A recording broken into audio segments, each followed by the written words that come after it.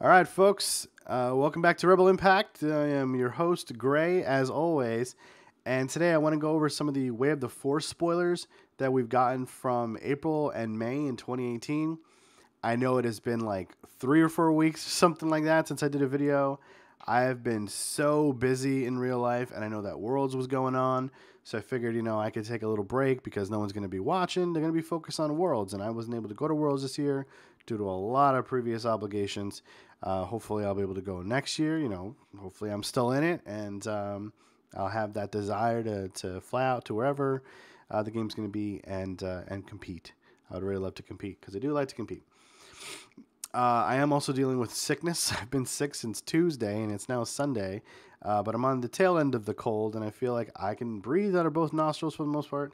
And I felt like, hey, maybe it's time to do a little video because I've been doing my other gaming stuff on the side. So why not put my face on camera and do a little bit today?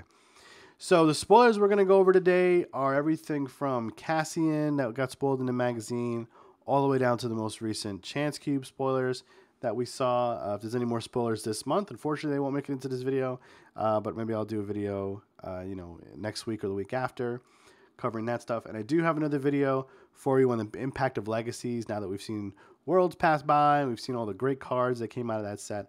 I feel like I've been sitting on this script for too long, and it's time to do it. And I was actually going to do it before Worlds, but I'm going to wait till after. I had to wait till because of all the stuff that was going on to do that video. So didn't really change that much. I think we kind of knew going into Worlds what cards out of Legacies really made the biggest splash in the meta.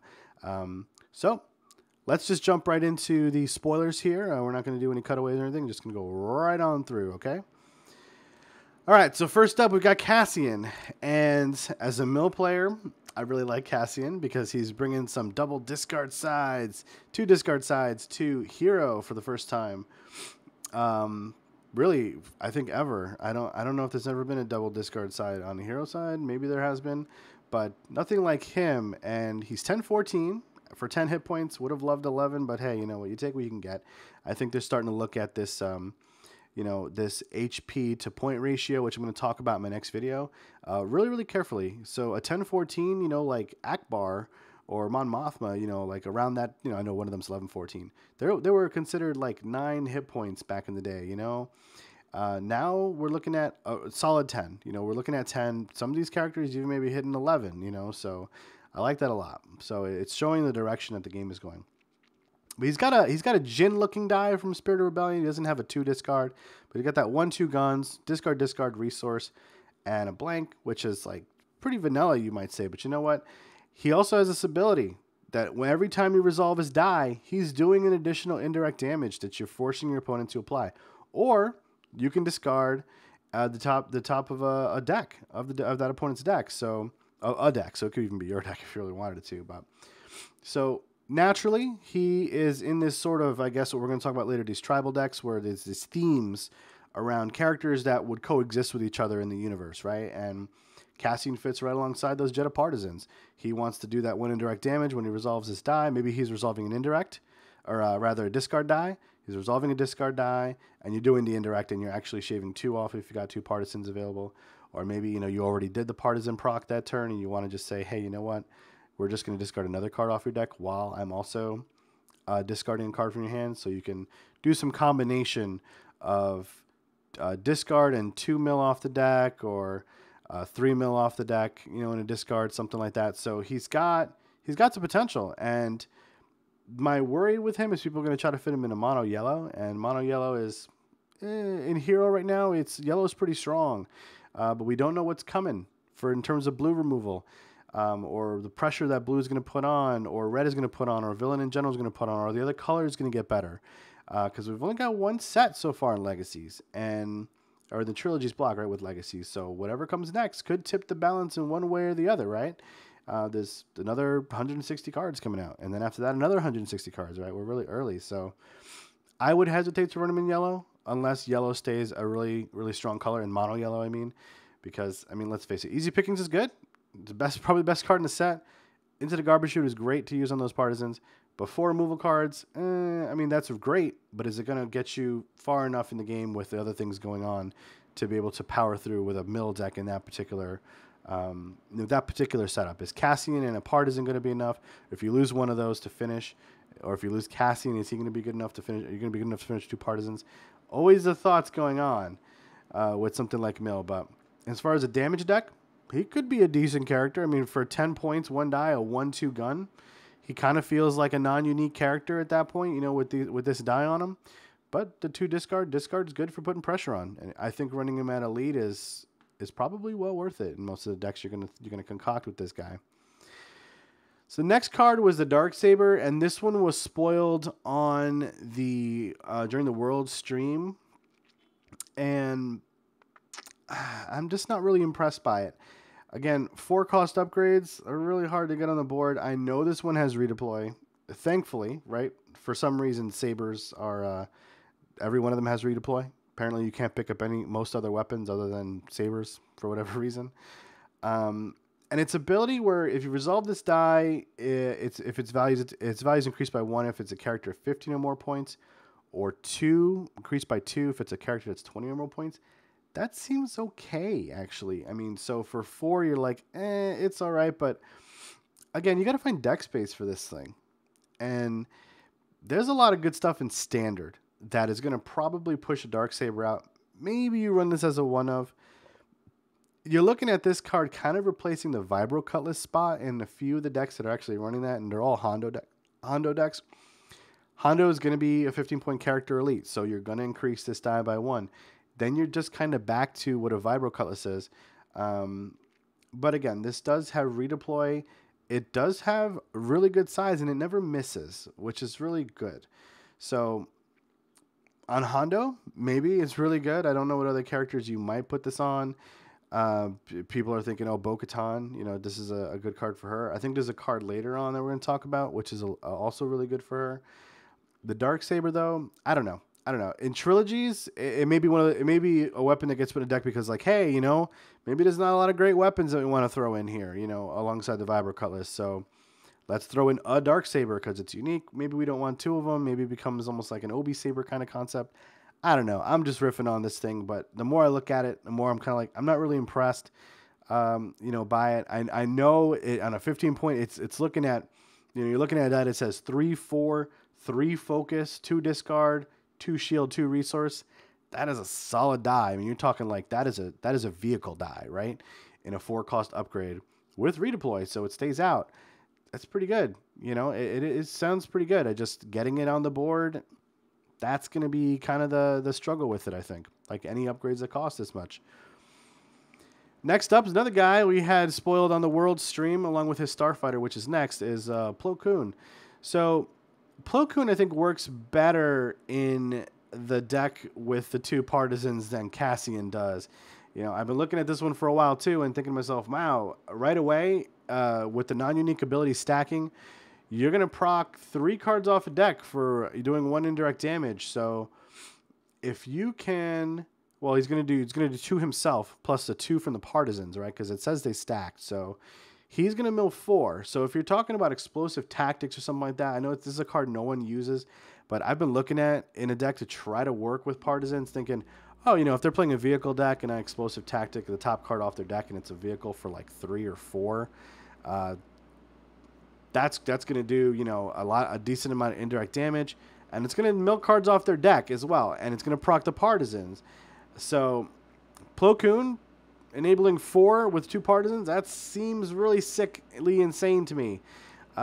You won't be able to run a plot in there, but you know what? At that point, you don't care, because if you're able to do that even 2 times per game, I think that's really scary. If you do it 3, wow. If you get it 4, I don't even know you're going to have enough cards to do it 4 times. I mean, you got to figure out ways to get stuff out of the hand, though, because if you're going to nix Yoda from a deck with 2 partisans, and the Yoda partisan deck is pretty good. I mean, it's strong as far as mill and discard goes. It's kind of glass cannon-y, though, when you look at the way it's set up. There's not a ton of shield stuff for it. Not a lot of protection in the deck to run with it. But if you're talking about real glass, if you're replacing Yoda, glass cannon mill that's huge with Platoon. I think he could be really, really insane. If you could find a way to keep him alive and 1 partisan alive, that's good.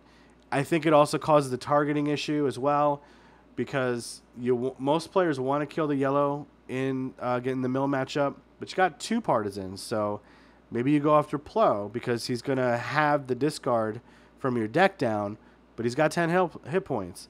And he does have a 1 shield on his side. You could run some guards in your deck with him for some extra dice removal. You might not, but you might. You could do it. And the rest of his die is okay. It's not really an impressive die. We've seen a die like this before. It looks really familiar. It's almost like a Padawan's die, I guess, but the Padawan has an extra 1, and it bumps out the shield, I believe. So it's not a bad card on paper. What he enables and the other non-uniques you're going to see coming in the rest of the set, the next set coming up, could determine Plo Koon's path in life. But I think everyone's looking at it right now like he could be a mill character, which is really strange because he's got no mill capability, but that ability he's got kind of makes him an amazing character. His Starfighter, on the other hand, I'm a lot less excited about, but maybe in that mill archetype it's good because after you activate the ship, you can turn one of your non-unique character dice to any side. So if you spot Plo Koon, you can resolve that die immediately. So if you've already got a Jetta in the pool, you're rolling the Starfighter. If you can get it out, okay, you can flip the die to the indirect and automatically resolve it and do the 4 mil. You're talking about doing that in 2 actions on the turn you've gotten the Starfighter out already. So maybe round 1 you've gotten the Starfighter out somehow with 3. If you didn't have to remove anything, you didn't have mitigation. Or you found some other way to get it out somehow in blue, yellow. It's possible. Yellow has resource generation to do some stuff. I mean, the die on this thing, it doesn't do much for me. I mean, the disrupt, it's not going to do a whole lot for me. The damage is not going to do a whole lot. I don't know that it replaces the ETA2 in those vehicle decks that are trilogy based. Maybe it does. I don't know. A lot of those decks, they don't run non-uniques, though, so the ability kind of is wasted on that, I think. Again, just it's kind of a meh kind of die. And for 3, I'm not feeling it. For 4, it would be terrible. For 2, it might be too cheap. So, I can see why they went with 3. It makes the most sense in terms of trilogies anyway. All right, the next card up, actually, I want to talk about is Formidable, and this is the card that I was referring to when I was like, oh, we're going to talk about this Bo-Katan card later. I think this card actually is really good for Bo-Katan, and since you can run villain upgrades in your deck with her, I know everyone's talking about Crime Lord. You also need a way to keep Bo-Katan alive, okay? Bo-Katan with 12 hit points, and if she's the only character, if you're running Bo-Katan with Yoda or something like that, listen, guys, she's the target, all right? She's the target. And you got to figure out how to keep her alive. But I think it's got 2 melee side, which matches one of her die sides. It's got the 1 and 2 shields. The special, I like it a lot. Deal 1 damage to an opponent's character. If that damage was not blocked, you may move an equipment or weapon from that character to another one of that opponent's characters. So this is a great way if you're looking at an opponent that doesn't have shields on and is loaded up with, weapons or has weapons in the pool, redeploy otherwise, but, if they're not, even better. To smack that character for 1 with a Formidable, knock that upgrade off to the other character, knock the die out of the pool if you can, and then kill that other character if possible, or it's a weaker character, something like that. It forces you to spread things out a bit. All right, I'm back from a coughing fit. Sorry about that, guys. This allows you to control. That's a little bit of a control element to the board, and I like that aspect of the special. And it's got 2 specials on the die, which really, really excites me. So, great thing here, too. Villains are getting a card. Another card, right? This is almost like their personal shield fill-in for this set, I think, that has shields on it. All right, shield sides on it. That's something villains get a lot of. So, not in an upgrade like this, anyway. Control deck, though, this works. This works great in a control deck, right? It's got your survivability. It's got your special to manipulate, perhaps knock die off the table temporarily, move stuff around, manipulate. I think it's really good. All right, so the last few cards we're going to talk about are all the ones you saw in the Chance Cube stream, okay? And they are the Gungan themed set here. So first up, Boss Nass. Boss Nass. Okay, so Boss Nass, he's got his dice is really nothing to write home about. His ability, however, seems okay. So after you activate a Gungan, including him, because he's a character and a Gungan and a leader, you may deal indirect damage to an opponent equal to the number of its character dice that just rolled a blank. So when we look at the Gungans next, they have 2 blanks also. So potentially, you're looking at an ability that's always on board that doesn't affect your turn sequencing very much, other than maybe someone's threatening lethal on Boss Nass, that you can just get some free damage on. And I like that about it a lot. Again, I don't like his die, but the blanks are all you care about. And it's only character dice. So, you know, the only way to increase character dice is through something like training or being able to run additional Gungans. And the Gungans at 6 points, which you're going to see next, you can run 3 with them. There are 6 hit points a pop, though, so I'm not sure that, you know, you're running this deck with Boss Nass and 3 Gungan warriors for anything other than just some casual play, just to do some stupid shenanigans with. And rolling the blanks, while it's free damage, it's indirect damage, and it's not going anywhere you want. But if you can get these dice to re-roll after they roll blanks into a 2 indirect side, you've got a deck that can actually put out a decent amount of damage. So if Boss Nass somehow rolls double blanks on, and this is going to be an extreme probability situation, he rolls his 2 blanks, he does 2 indirect. Each of the Gungan warriors roll blanks, they do 3 indirect combined. So that's 5 so far. And if you can get all of their dice, including his, to show indirect, and he has a 2 indirect side, you're talking about another 8 indirect damage. So you can do 13 indirect damage potentially without any die removal, any mitigation affecting you, and of course the best possible odds, right? That's what you're looking at. 13 indirect damage on a round. That's pretty good. Never going to happen. You know, you're probably looking at an estimated value of maybe 3 to 5, you know, in a round if you're doing okay. But the Gungan's die is again, it's all right. I mean, it's got a 1 melee, a 2 indirect, which is strong. I like the 2 indirect. I like it better than the 1 melee. I like it better than the 1 ranged. I think 2 indirect is an okay side to have on a character where you're basically spending nothing. He may be a fill-in character. A shield, which is decent. It's better than them giving us a disrupt.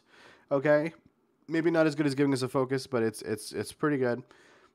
And of course, a resource, which is probably the best thing you can ask for on a character like this, as its bottom slot on its die. Anything else just doesn't really work. You know, if they threw a disrupt on there, like I said, or they threw something else on there, I wouldn't like it. I wouldn't like a discard, but a resource, that works for me. I like that a lot. Now, the last card is Dumb Luck, and this is going to be your the people who are going to try to work Boss Nass and Jar Jar for the yellow and Gungan warriors into their deck are going to want to find a way to do silly amounts of damage with this. Now, Dumb Luck is a 1-cost hero event. Spot a yellow character or a Gungan to reroll up to 5 of your dice. Then deal direct damage to an opponent equal to the number of dice that just rolled a blank. So, this doesn't just include character dice. This includes upgrade dice as well, right? In the way that it's worded. So, if you got your chance cubes out there and you re-roll them into blanks, 50% chance to do a damage off of a chance cube. Awesome. You paid 1 to roll it in, but hey, not bad, right? And if you have 2 of these in your hand, you can do that twice. So this is interesting. So this can turn those, again, we're talking about the crazy probability math stuff, right? If you're talking about just the 5 character dice between the 3 Gungans and Boss Nass as an elite together, well, you need to play a yellow character, right, in order to play this in your hand. So Boss Nass is going to be, if you run him in a non-elite, you could run Jar Jar, right? With, I guess, 2 Gungan warriors and a plot or something like that. So either way, you're talking about 4 dice plus a chance cube. If you can manage to get 4 indirect damage dice and then another 5 off of this and another 5 off of this, you're talking somewhere between like 10, 14 damage in a given round with 2 of these in your hand for 2 resources. Not bad. Again, it's all indirect. Super out of high probabilities or low probabilities to do this, but it's cute. And I like the idea that they're bringing this tribal thematic deck kind of stuff into the game. They're also using the keyword, the character keyword, spotting stuff, or giving you the option to spot a specific character type.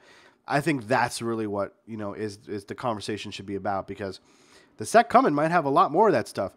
And we've seen them establish things like Bounty Hunter, things like Jedi, things like Scoundrel. So what are they going to do with that in the next set? or the set going forward or in the next block, how much are they going to play on that? I don't know. But I like the thematic idea because we know that early on, people like to try to play thematic decks and found out that they just kind of don't work for the most part, right? Obi-Maz, it's not a thematic deck, okay? As far as we know, in the universe, Obi and Maz never met. As far as I can remember, from everything that I've watched, I don't think they ever ran into each other. So here we are with a mechanic that they're finally using, and I like that a lot. So I hope you like it too, and I hope that you'll stay tuned for my next video next week, where we won't be talking about spoilers, which quite frankly I find boring, but I felt like, hey, let's see how my voice is doing today, and let's try to do a video on this stuff because to just catch up. All right. And look forward to my next one coming next week on Impact, on the Impact of Legacies. Probably will be some stuff you already knew, but I want to talk about it again from a technical aspect and element, right? Like I do on this channel, and see if you like it. All right. So until next time, enjoy the spoilers. Hope we get more this week coming up. Hope I get some exclusive spoilers. I'm really looking forward to that. I feel like I should reach out to Asmodee and just kind of tap on the shoulder and be like, hey, buddy, remember me? But we'll see. We'll see. And when I get him, you'll see him here on YouTube, all right? Until then, may the force be with you.